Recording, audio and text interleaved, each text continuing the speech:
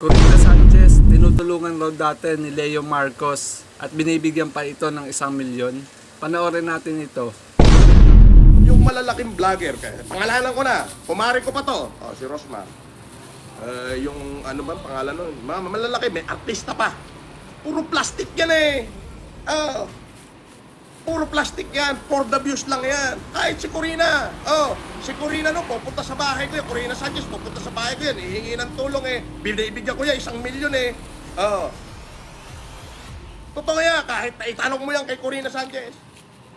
Ilang beses ko yung binigyan ng 1 million para sa kanyang proyekto na sinelas at sa aso.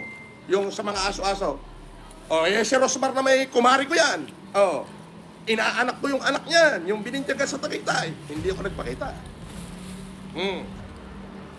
Ang sinasabi ko sa'yo, yung malalaki na yan, di mo dapat pinagbibigyan ng pansin yan. Gagamitin ka sa kasikatan yan. Kasi sikat ka ngayon. Pero ako hindi.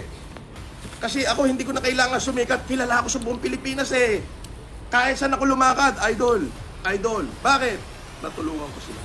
Abay, lahat ng bayan sa Pilipinas nung panahon ng pandemic, pinadalang ko 1 truck na bigas eh. Hindi naman lahat. Halos karamihan ng bayan.